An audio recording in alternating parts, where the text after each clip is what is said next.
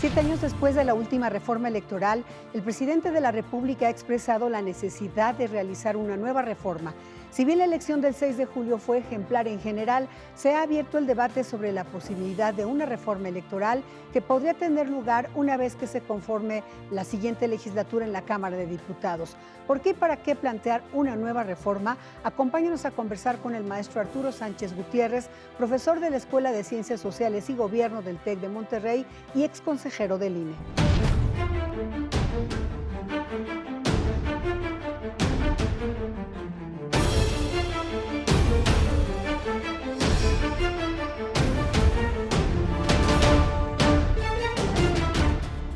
Maestro Arturo Sánchez Gutiérrez, muchas gracias por estar en Ruta ADN 40. Y bueno, la pregunta que es muy obvia, ¿cuántas reformas electorales hemos tenido y de dónde han surgido las voces para dichas reformas? Bueno, es muy importante la pregunta, porque fíjate, Estela, que desde 1977 hubo una reforma para cada proceso electoral. Antes de cada elección se hacía una reforma electoral hasta 1996, que reguló la elección de 1997.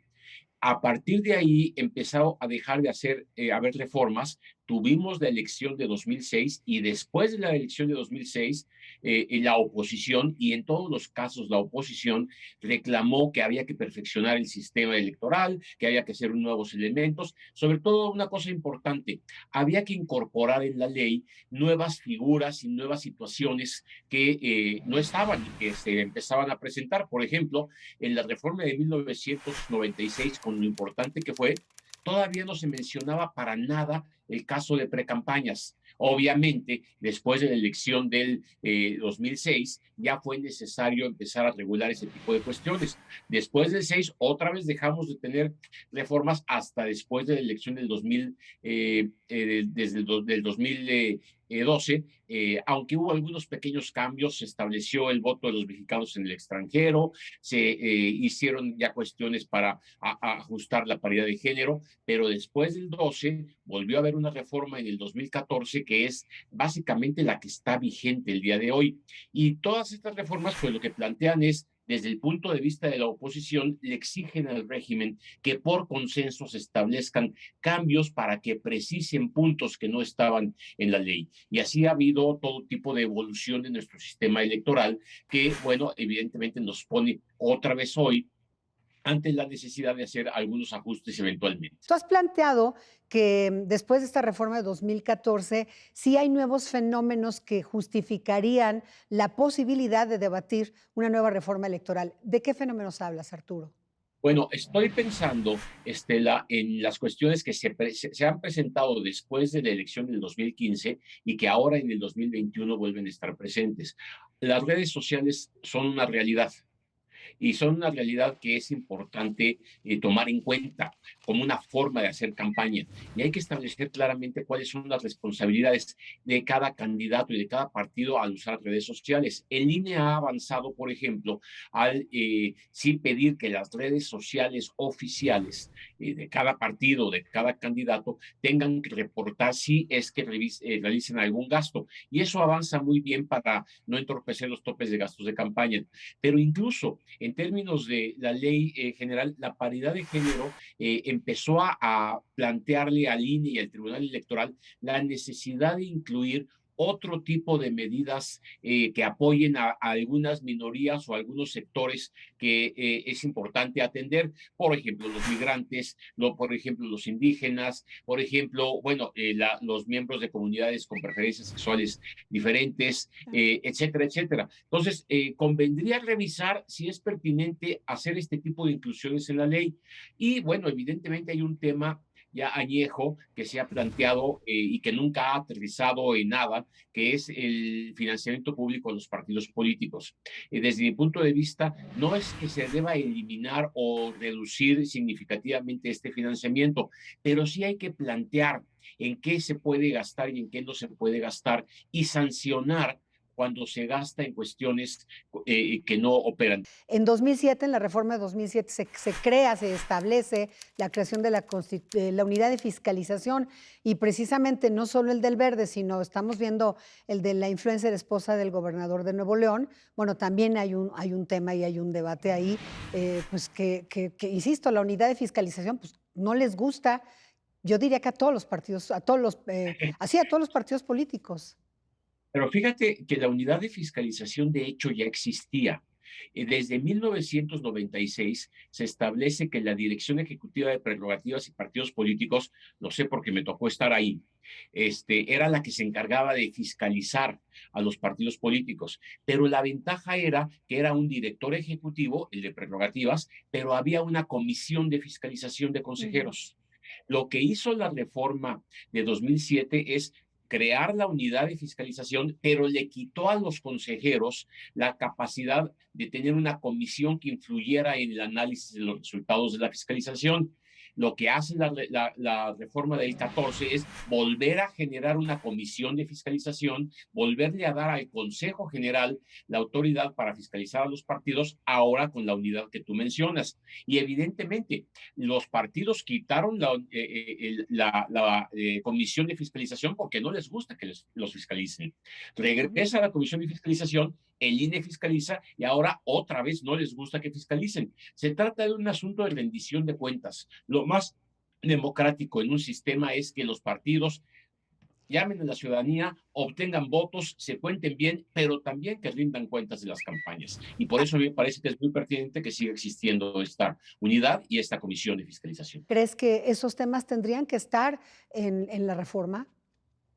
Yo creo que el tema de la fiscalización debiera estar en la reforma para hacer una fiscalización todavía más sólida, todavía más exigente a los partidos políticos. Y creo que lo que ha hecho el INE en ese sentido es muy elogioso, porque se tienen que fiscalizar las campañas de todo el país, no solamente las federales, y lo ha hecho bien gracias a que la ley prevé un sistema computarizado en donde los partidos tienen la obligación de registrar sus ingresos y sus egresos cotidianamente. Ahora, hay que distinguir. Una cosa es una reforma electoral llamada por la oposición, llamada por quienes tengan algunas dudas, llamada por quien plantee un proyecto adecuado, y otra cosa es la composición del Consejo General del INE. La composición del Consejo General del INE fue votada por la Cámara de Diputados, se ha ido renovando escalonadamente con el consenso al menos de 2/3 partes de la Cámara de Diputados, y esa está ahí. Si a algún partido no le gusta cómo se comporta Ciro Murayama o cómo se comporta Lorenzo Córdoba y demás, bueno, pues pregúntenle a su partido cómo fue que llegaron estas personas ahí, si en la Cámara de Diputados tenía que haber 2/3 partes de los votos para que llegaran ahí, como llegaron ahorita los 4 consejeros nuevos que se fueron electos, consejeras y consejeros, en el año pasado. En ese sentido, yo creo que habría que distinguir ese asunto. Para mí, la composición del Consejo General del INE siempre ha garantizado imparcialidad. Bien, Arturo, en cuanto a los salarios tan discutidos de los consejeros, que son muy altos, etcétera. Bueno, ya establece la ley un criterio, la ley de ingresos y egresos de la Federación, sobre todo la ley de egresos, de que nadie puede ganar más que el presidente de la República. Sin embargo, la Constitución establecía claramente que los consejeros electorales tenían que ganar un salario similar al de la Suprema Corte de Justicia de la Nación. Y creo que hay una serie de razones importantes para que haya una buena remuneración para los consejeros electorales, al igual que lo hay para los miembros del Tribunal Electoral y los miembros de la Suprema Corte y otros cargos, que es el tipo de responsabilidad y el compromiso de imparcialidad que en todo caso tienen. No tener una remuneración adecuada, dejarla en un nivel muy bajo, pues no resulta muy elocuente para poder tener la certeza de que estos funcionarios no serán influidos absolutamente por ninguna situación, ni por ingresos ilegales, ni por acciones posteriores que tuvieran tener a su cargo. Pero eso requiere una remuneración suficientemente digna que no genere ningún tipo de situaciones anómalas o que propicie un comportamiento ilegal posterior. Pero además, básicamente, así lo dice la Constitución. Entonces, ahora, puesto ya esto como premisas, el otro argumento es, Bueno, contemos cuánto ganan los 11 consejeros. ¿Qué te gusta que ganen? ¿250,000 pesos? 250,000 pesos por 11 consejeros que son, súmale al secretario ejecutivo por 12 y por 12 meses al año, es realmente lo que hace la diferencia. Esa cantidad, lo que hace la diferencia en el presupuesto nacional, me parece que no. Me parece que no es el caso importante. Ahora, no está mal que se hagan los ajustes correspondientes. Los propios consejeros han renunciado a una serie de prestaciones que tenían anteriormente, como su celular, como la gasolina, como una serie de gastos. Qué bueno, que se sea austero, me parece que sí es conveniente Bien. para el funcionamiento del INE en su conjunto. Muy bien, Arturo. Yo te preguntaría, por último, una eventual reforma electoral tendría que quedar lista antes de 2024, por un lado, y por otro lado, la importancia de que sea una reforma por consenso. ¿Quiénes deberían ser convocados a analizar en foros, en parlamentos abiertos, etcétera, esta probable reforma electoral? A ver, déjame decirte una cosa, Estela.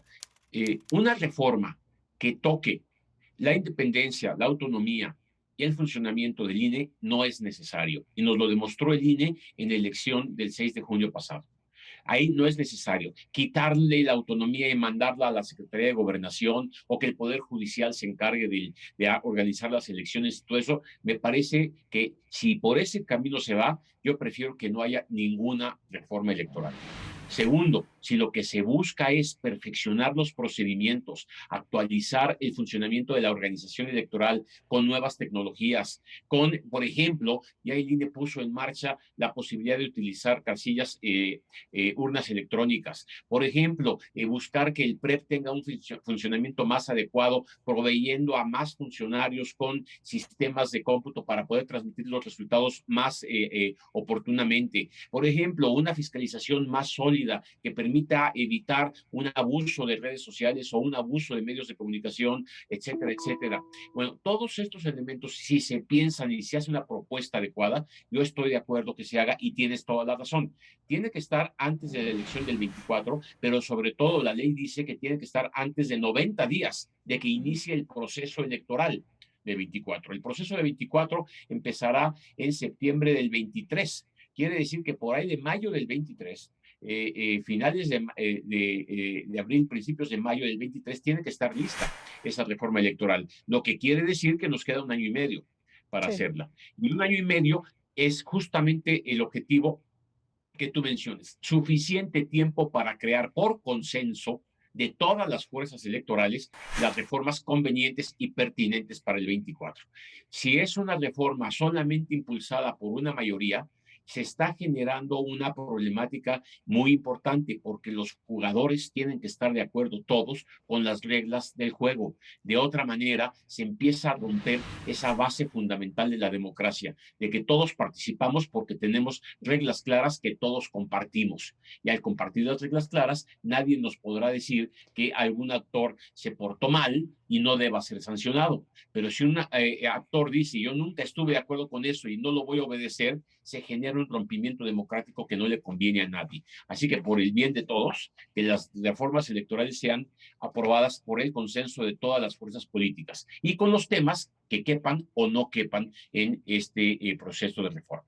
Maestro Arturo Sánchez Gutiérrez, muchas gracias por esta cátedra nuevamente. Y bueno, de un tema bien importante. Muchas gracias. Gracias, Estela. Un placer estar con todos ustedes. Hasta luego. Y muchas gracias a usted por habernos acompañado en una emisión más de Ruta ADN 40.